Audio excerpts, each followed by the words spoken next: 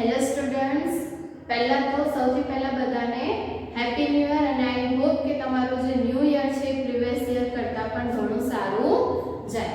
Right. સો previous આપણે જ્યારે વાત કરી હતી લાઈક વેકેશન પહેલા, તો આપણે છઠ્ઠું ચેપ્ટર જે હતું એ કમ્પ્લીટ કર્યું હતું. રાઈટ. કે એમાં આપણે જોયું હતું કે તમને કોઈ પણ સમીકરણો આપેલા હોય, પણ કેવા સમીકરણ? અસમતાઓવાળા. રાઈટ. તો એના ઉકેલો જે છે આપણે કઈ રીતે શોધી શકીએ અને એના રિલેટેડ કેટલાક પ્રોબ્લેમ્સ હતા એ બી આપણે જોયા હતા. રાઈટ. સો આઈ હોપ કે એમાં તમને હવે કમ્પ્લીટલી ખ્યાલ આવ્યો હશે. રાઈટ. સો આજે આપણે આપણું નવું ચેપ્ટર સ્ટાર્ટ કરવા જઈ રહ્યા છીએ, જે છે ચેપ્ટર નંબર 12.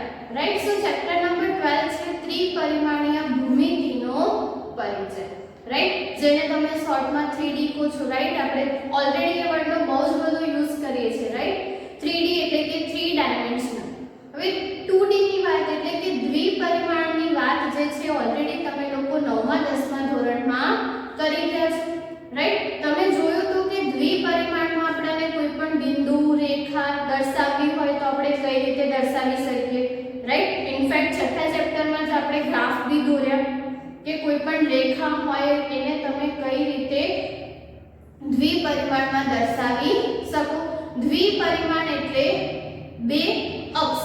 રાઈટ. તમારી પાસે નોર્મલી આપણે શેની વાત કરીએ છીએ? x અક્ષ અને y અક્ષ. અને એનું તમે કોઈ પણ બિંદુ લો એટલે બિંદુમાં કેટલા બિંદુઓ હશે? તો પેર હશે બે બિંદુઓની. રાઈટ. એટલે આપણે એને ત્યાં શું કહીએ છીએ? દ્વિપરિમાણ કહીએ છીએ. એક એવું હોય કે એને તમારે બોર્ડ ઉપર દોરીને તમારે દર્શાવવું હોય તો તમે ઈઝીલી એ વસ્તુને એક્સપ્લેન કરી શકો કે તમે શું કહેવા માંગો છો. રાઈટ. કે તમારે કોઈ બિંદુ દ્વિપરિમાણમાં દર્શાવવું છે અને આપણે બોર્ડ ઉપર એને દોર્યું છે તો એ વસ્તુ તમને ઈઝીલી ખ્યાલ આવી જશે. રાઈટ. બટ 3D જે છે એ આપણી ઇમેજિનેશન પર બેઝડ છે. રાઈટ. કે કોઈક વસ્તુ છે, હવે 3D વસ્તુ એવી છે કે એને તમારે બોર્ડ ઉપર દર્શાવવી અઘરી છે. રાઈટ. એ વસ્તુ તમારે મેન્ટલી જ એને તમારે ઇમેજિન કરવી પડશે કે એ વસ્તુ કઈ રીતે વર્ક કરતી હશે. રાઈટ. અત્યારે આપણે જે બી 3D જોઈશું, જે બી ત્રિપરિમાણની વાત કરીશું, એમાં તમને ખાલી બેઝિક કેટલાક સૂત્રો અને એના રિલેટેડ સમજ આપ્યા છે. રાઈટ. જસ્ટ તમારે 3D નો પરિચય છે. ડિટેલમાં જે 3D છે ફરી આપણે 12th સ્ટાન્ડર્ડમાં જોઈશું. રાઈટ. બટ મેઇન થિંગ કે 3D માં શું નવું એડ થાય? તો તમને ઓલરેડી નામ પરથી જ ક્લિયર છે કે બે અક્ષની વાત તમે અત્યાર સુધી કરેલી છે. રાઈટ. સો નેક્સ્ટ હવે આપણે આમાં શું એડ કરીશું? એક ત્રીજો અક્ષ એડ કરીશું અને એને આપણે કહીશું ત્રિપરિમાણીય. રાઈટ. કે ત્યાં તમારે શેના વિશે વાત કરવાની હશે? ત્રણ અક્ષો વિશે વાત કરવાની હશે. મેઇન તો એ વસ્તુ ક્યાં એક્ઝિસ્ટ કરે છે? તો કે અવકાશમાં. તમે કાર્ટેશિયન યામ પદ્ધતિ જોઈ ગયા. રાઈટ. કે કાર્ટેશિયન પ્લેન જે અક્ષો આપણી પાસે છે કાર્ટેશિયન, એ આપણે ઓલરેડી જોઈ ગયા છીએ. એમાં જ એક નવું અક્ષ એડ કરવાનું છે જે છે z અક્ષ. રાઈટ. સો અત્યાર સુધી તમે લોકોએ જે જોયું એ આવું કંઈક હતું. રાઈટ. કે આ તમે લેતા હતા x અક્ષ અને આ y અક્ષ. રાઈટ. સો આ વાત થઈ ગઈ દ્વિપરિમાણની. એવી જ રીતે હવે આપણે જોવાનું છે કે ત્રિપરિમાણમાં આપણે યામ સમતલો અને યામાક્ષો જે છે કઈ રીતે દર્શાવી શકીએ. રાઈટ. તમારે જસ્ટ નોટેશન જ જોવાના છે અને એના પછી કે એ જે વસ્તુ છે એ અવકાશમાં કઈ રીતે વર્ક કરે છે એ. રાઈટ. હવે સૌથી પહેલા તો ત્રણ અક્ષો છે. તમને ટેક્સ્ટ બુકમાં જે રીતે નામ આપ્યું છે આપણે એ જ રીતે સમજવાનું ટ્રાય કરીએ. તો તમને ત્રણ અક્ષો કંઈક આ રીતે આપેલા છે કે આ બે અક્ષ તો છે જ તમારા. એક ત્રીજું અક્ષ જે છે પાછળની સાઈડ હશે. રાઈટ. આપણે બેસ્ટ એક્ઝામ્પલથી બી એને સમજવાનો ટ્રાય કરીશું. અત્યારે જસ્ટ ફિગર કે કઈ રીતે તમને અક્ષો આપેલા હશે તો કે x, y અને z. તો આ રીતે તમને કોઈ પણ ફિગર આપી હશે ત્રણ અક્ષ માટે. રાઈટ. હવે ત્રણ અક્ષ માટે તમારે કોઈ પણ બિંદુ લેવું હોય તો કઈ રીતે? તો કે બે અક્ષ માટે આપણે બિંદુ લેતા હતા x અને y. રાઈટ. તો હવે ત્રણ અક્ષ માટે તમારે બિંદુની વાત કરવી હોય તો કઈ રીતે લખીશું એને? x, y અને z. હવે આ કેવી વસ્તુ છે કે હવે તમને કોઈ પણ બિંદુ કીધું બે જેના બે જ યામ છે જેના x અને y. રાઈટ. સો એને તમે બતાવી દીધું કે કોઈ લાઈન ઉપર ખબર હશે કે લાઈનમાં વચ્ચે ક્યાંક તમે કઈ રીતે પોઈન્ટ જોઈન કરવાના એ જોઈ ગયા, રાઈટ. બટ ત્રણ પરિમાણીય, રાઈટ, કે 3D ની જરૂર જ કેમ પડે? તો એ બધી વસ્તુ તમે 2D માં બતાવી શકો એ જરૂરી નથી. હવે અત્યારે આપણે જ અહીંયા રૂમમાં છીએ, આ કોઈ અવકાશ છે એવું તમે માની લો અને તમને કોઈ બોલ ઉછાળો છો યા તો તમારી આંગળી લઈ લો, તમારે એવું શોધવું છે કે એની પોઝિશન કઈ છે, રાઈટ. બોલ તમે તમારા હાથમાં પકડ્યો છે અથવા તો તમે એને ફેંકો છો ને કોઈ જગ્યાએ જઈને પડે છે અને તમારે એ જગ્યા જોવી છે કે એ બોલની પોઝિશન કઈ છે, રાઈટ. હવે અગર હશે બોલ અને ત્યારે તમારે એને જોવું હશે તો એ અવકાશમાં હશે, રાઈટ, બોલ.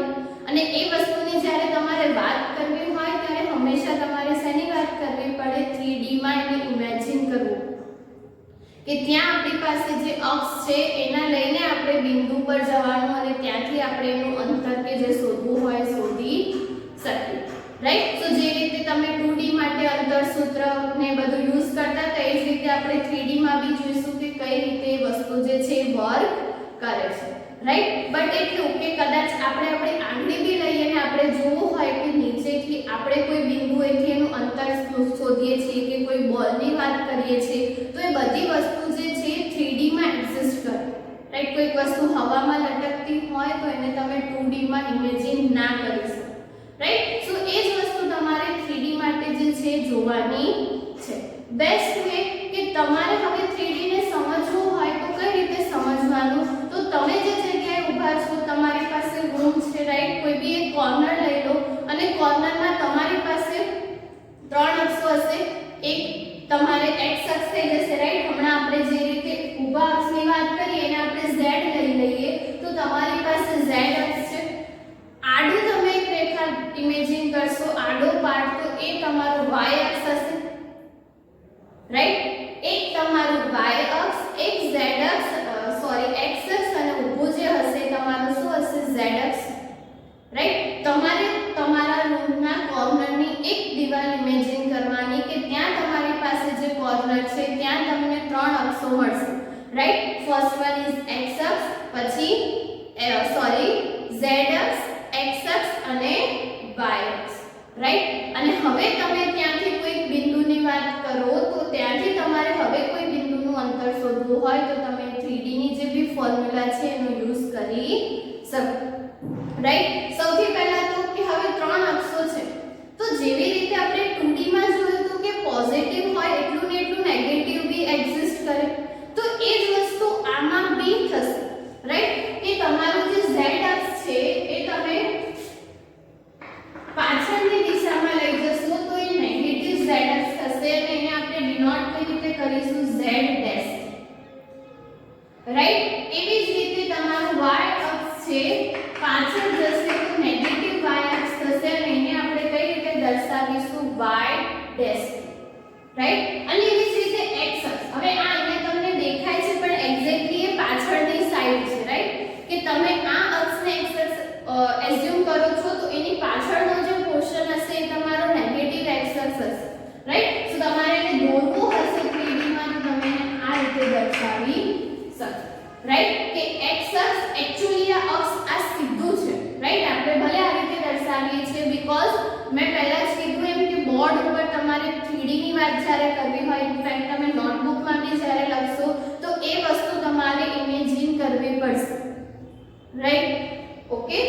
સો x અક્ષ તમારો આ રીતે હશે ને એના પાછળનો ભાગ જે છે તમારે નેગેટિવ x અક્ષ તરીકે દર્શાવવાનો છે, રાઈટ. સો ખાલી એટલું ધ્યાન રાખજો કે આપણે અહીંયા x કેમ લખ્યું બીકોઝ તમે જે સીધી રેખા છે એને x અક્ષ લો છો, રાઈટ. સો હંમેશા ધ્યાન રાખજો x અક્ષ, y અક્ષ અને z અક્ષ બીકોઝ ટેક્સ્ટ બુકમાં બી તમને એ જ રીતે નામ આપેલા છે અને એ જ રીતે આપણે આગળની જે પ્રોસેસની વાત કરીશું એમાં બી આ જ અક્ષો તમારે ધ્યાનમાં રાખવા પડશે, રાઈટ. તો આ વસ્તુ કેવી થઈ કે તમે ત્રણ અક્ષ લો છો z, x અને y, તો એટલા ને એટલા તમારા પાછળ બી હશે કે x અક્ષને તમે લાંબો કર્યો, y અક્ષને તમે નીચે પેલી બાજુ તમારી જમણી બાજુ લાંબો કરશો અને z અક્ષને નીચેની તરફ, રાઈટ. તો તમે આ વસ્તુને ઇમેજિન કરશો ને ત્યારે તમને શું મળશે કે પર્ટિક્યુલર એ જે તમારા અક્ષો છે એ આખા અવકાશને 8 ભાગમાં વિભાજિત કરે છે. કઈ રીતે 8 ભાગ? તો તમે એઝ્યુમ કરો કે તમે ઊભા છો રાઈટ ફર્સ્ટ ફ્લોર પર. સમજી લો તમે ફર્સ્ટ ફ્લોર પર છો તો રાઈટ હવે આ જે રૂમ છે તમારો પહેલો અષ્ટાંશ થશે.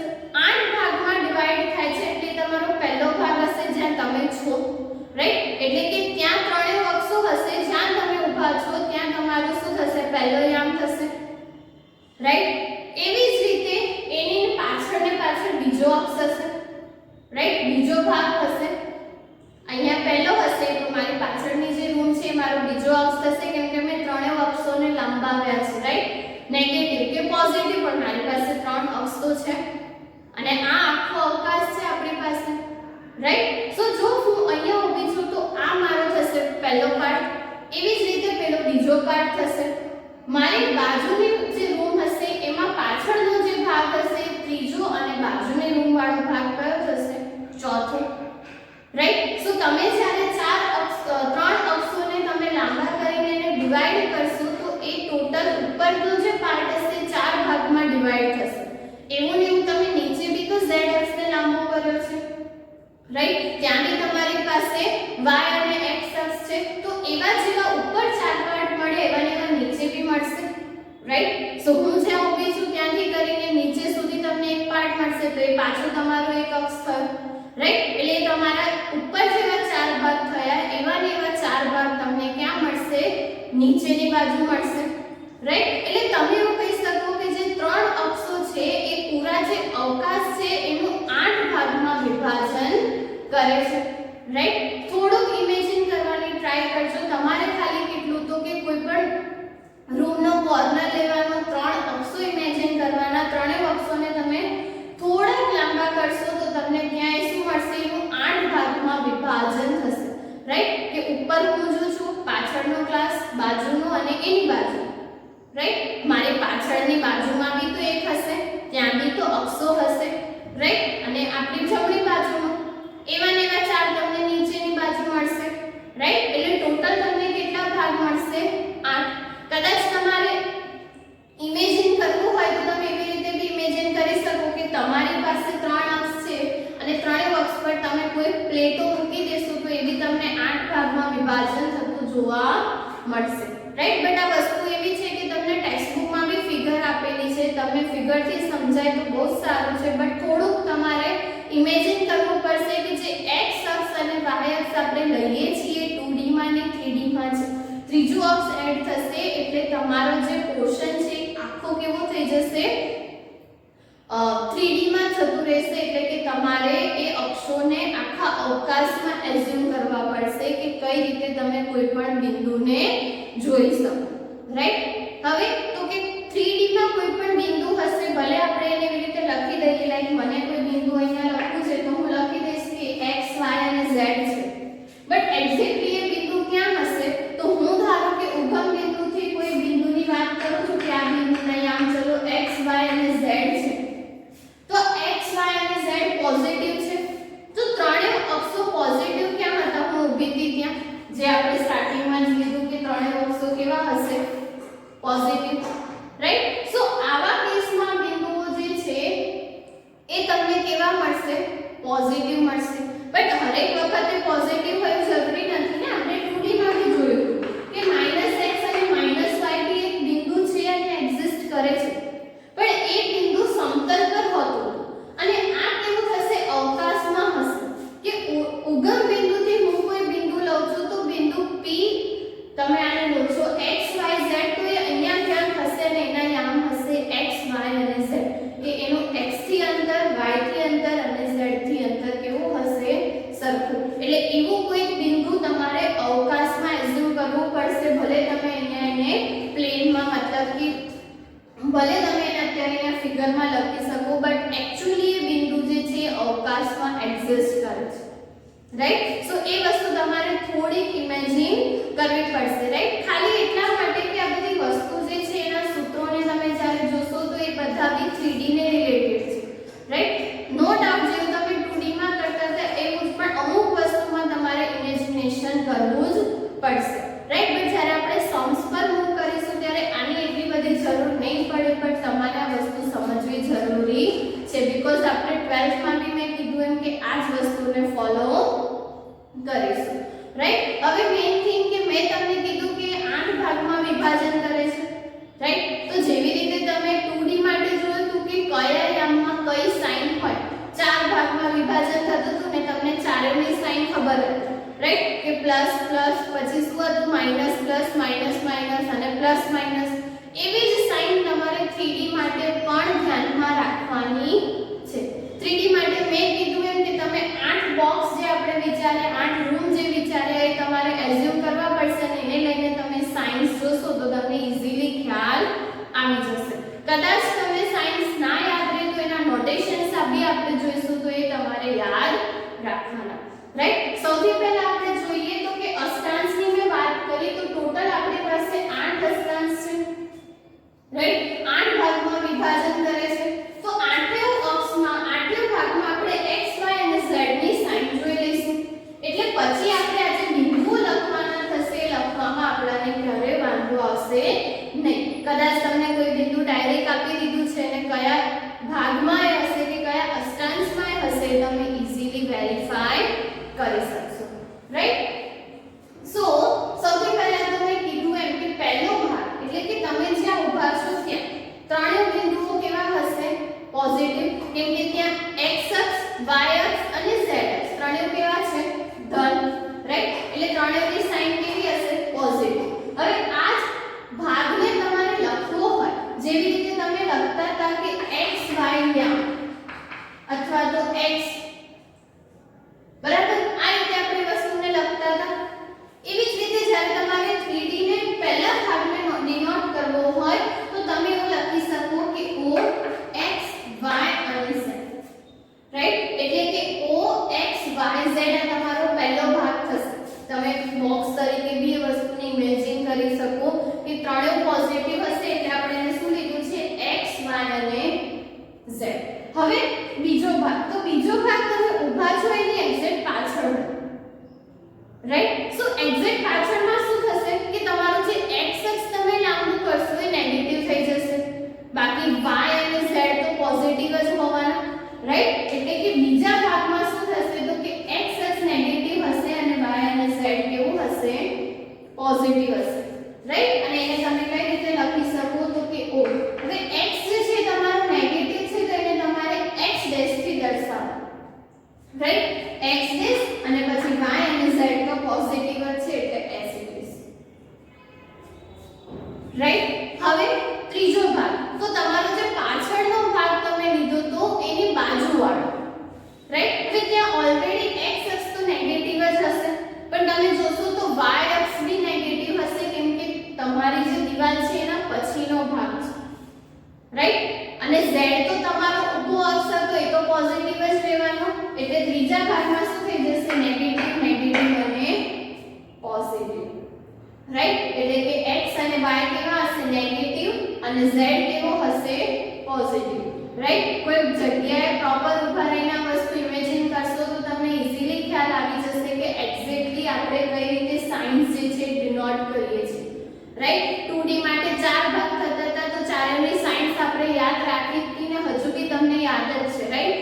એવી જ રીતે 3D માટે બી આ સાઇન તમારે થ્રુ આઉટ ધ્યાનમાં રાખવાની કે 8 ભાગ તમે કરો છો તો 8 ભાગમાં સાઇન્સ જે છે કેવી મળશે, રાઈટ. હવે આ જ વસ્તુને લખવું હોય તો કઈ રીતે લખી શકીએ તો કે O x dash y dash અને z.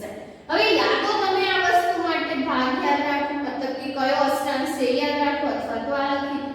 બેમાંથી તમને જે અનુકૂળ હોય એક્ઝામમાં તમે લખી શકો, રાઈટ. બટ ભાગ યાદ રાખો તો પ્રોપર વેમાં ઇમેજિન કરીને વસ્તુ તમારે લખવાની રહેશે, રાઈટ. એવી જ રીતે ચોથો પાર્ટ, તો ચોથો પાર્ટ એટલે આપણે જ્યાં હતા એની એક્ઝેક્ટ બાજુવાળો, ઓકે. તો ત્યાં ઓબ્વિયસ છે કે તમારો x અક્ષ અને z અક્ષ જે પોઝિટિવ હશે, ખાલી y અક્ષ જે છે નેગેટિવ હશે, રાઈટ. એટલે કે પોઝિટિવ હશે x અને z અને y અક્ષ જે છે કેવો હશે નેગેટિવ, રાઈટ. સો એ વસ્તુને તમે કઈ રીતે લખી શકો તો કે O x y ડેશ અને z, રાઈટ. સો જે બી અક્ષની સાઇન તમને નેગેટિવ મળે છે ત્યાં તમારે એને શું લખવાનું એઝ અ ડેશ લખવાનું અને બાકીના કેસમાં તમે x y અને z લખી શકો, રાઈટ.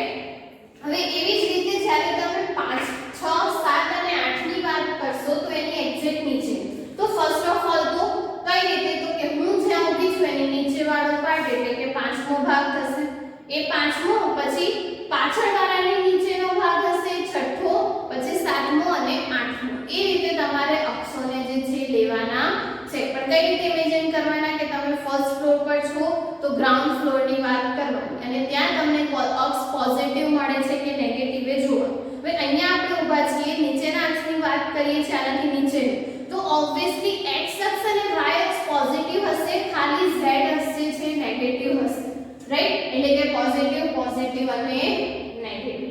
અને એને આપણે કઈ રીતે લખી શકીએ તો કે o x y અને z s, રાઈટ. એ જ રીતે 6 તો 6 જે હશે નીચેની બાજુવાળો, રાઈટ. એટલે ત્યાં y અક્ષ તો પોઝિટિવ જ હશે પણ x અક્ષ નેગેટિવ હશે અને z અક્ષ બી નીચે હશે એટલે એ બી નેગેટિવ હશે, રાઈટ. એટલે ત્યાં તમારું ખાલી y અક્ષ પોઝિટિવ હશે, x અને z જે છે એ નેગેટિવ હશે, રાઈટ. અને લાસ્ટ બે તો સાતમો તમે જોશો તો નીચે પણ પાછળની બાજુ, રાઈટ. ગ્રાઉન્ડ ફ્લોરમાં તમે જાઓ છો બાજુનો અને એની બાજુ, તો ઓબ્વિયસલી ત્યાં ત્રણેય અક્ષો કેવા હશે, નેગેટિવ. તો ત્યાં ત્રણેય અક્ષો કેવા હશે, નેગેટિવ.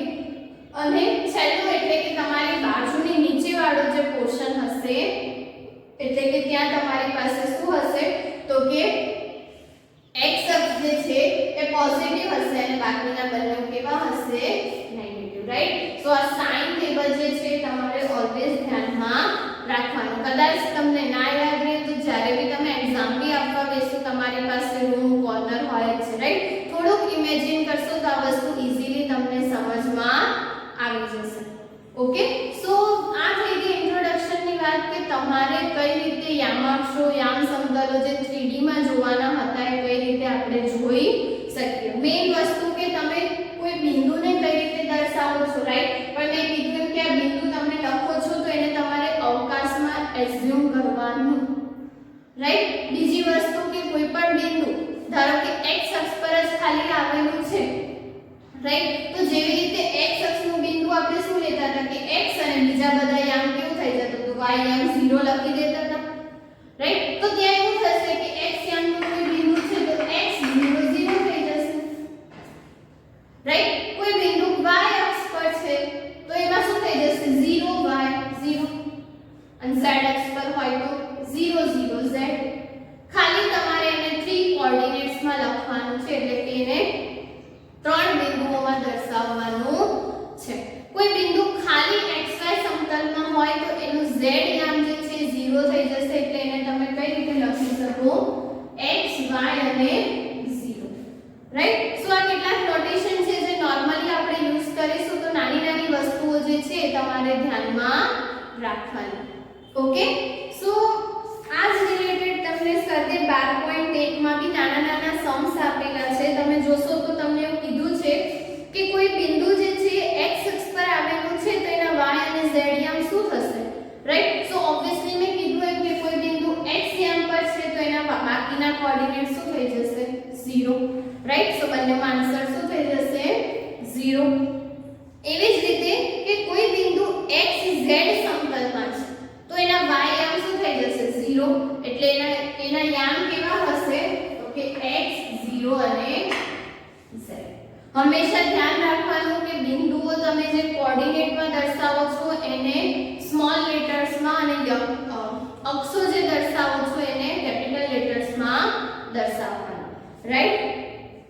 એવી જ રીતે તમને કીધું છે કે નીચે આપેલા બિંદુઓ કયા અષ્ટાંશમાં છે તે જણાવો, રાઈટ. હવે 1 2 અને 3 આપ્યું છે તો ત્યાં તમને ખબર છે કે ત્રણેય અક્ષો પોઝિટિવ છે તો કયો ભાગ હશે, પહેલો યામ હશે, રાઈટ. એટલે કે પહેલા અષ્ટાંશમાં હશે. એવી જ રીતે 4 -2 અને 3, રાઈટ. હવે 4 -2 અને 3 એટલે તમારે જોવાનું કે x અને z એ બંને કેવા છે પોઝિટિવ અને y કેવો છે નેગેટિવ, રાઈટ. એટલે કે તમારો કયો ભાગ આવશે ચોથો કે જ્યાં x અને z જે છે પોઝિટિવ છે અને y જે કેવો છે નેગેટિવ. રાઈટ. હવે એ વસ્તુને તમે આ રીતે લખશો તો બી ચાલશે, અને તમને ભાગ યાદ હોય તો તમે ચોથો અષ્ટાંશ લખશો તો બી ચાલશે, રાઈટ. સો બંનેમાંથી તમને જે બી કમ્ફર્ટેબલ હોય તમે લખી શકો. એવી જ રીતે તમને કીધું છે કે x પોઝિટિવ હોય અને y અને z નેગેટિવ, રાઈટ. સો તમારે યાદ વસ્તુ રાખવાનું કે x પોઝિટિવ છે અને y અને z શું છે નેગેટિવ, તો કયો અષ્ટાંશ આવશે? આઠમો, રાઈટ. સો એ રીતે તમારે દરેકમાં જોવાનું કે દરેક જે બિંદુ છે તમને આપ્યું છે એ કયા અષ્ટાંશમાં છે, રાઈટ. સો તમારે અષ્ટાંશનો ભાગ લખવાનો અને એને તમે આ રીતે દર્શાવશો તો બી ચાલશે, રાઈટ. સો એ રીતે બાકીના બી જે છે તમારે જોવાના કે કયા અષ્ટાંશમાં આવેલા છે. અને બીજું કે નાની નાની ખાલી જગ્યાઓ આપેલી છે તો તમને શું કીધું છે કે x અક્ષ અને y અક્ષ બંને સાથે મળીને જે સમતલનું નિર્માણ કરે એને શું કહીએ? તો કે આપણને ખબર જ છે xy સમતલ, રાઈટ. પણ કેપિટલ xy આ રીતે,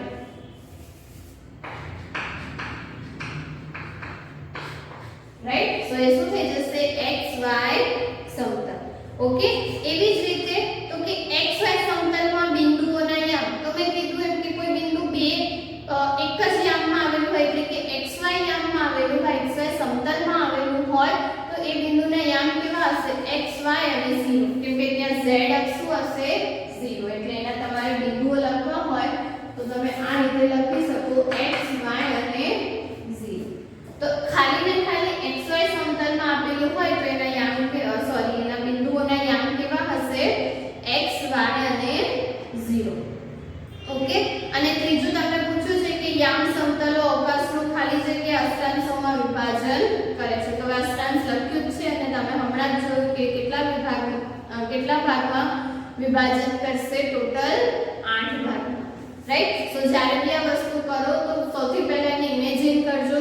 સાયન્સ ટેબલ જે છે ખાસ તમારે ધ્યાનમાં રાખવાનું છે, રાઈટ. સાયન્સનું સાઇન તમે જોઈ સમજીને વસ્તુને યાદ રાખવાનો ટ્રાય કરજો કે કઈ રીતે તમારી જે સાઇન ટેબલ છે એ એક્ઝિસ્ટ થાય છે, રાઈટ. સો આપણે અત્યારે 12.1 ની વાત કરી, નાના નાના કેટલાક સમ્સ છે તો તમારે આઈ હોપ કે તમને એમાં ખ્યાલ આવ્યો હશે, રાઈટ. સો નેક્સ્ટ સેશનમાં આપણે દ્વિપરિમાણમાં જેમ જોયું હતું કે બે બિંદુઓ વચ્ચેનું અંતર કઈ રીતે શોધી શકીએ, એવી જ રીતે ત્રિપરિમાણમાં જોઈશું કે ત્રિપરિમાણમાં બે બિંદુઓ વચ્ચેનું અંતર જે છે કઈ રીતે શોધી શકીએ. Okay, thank you.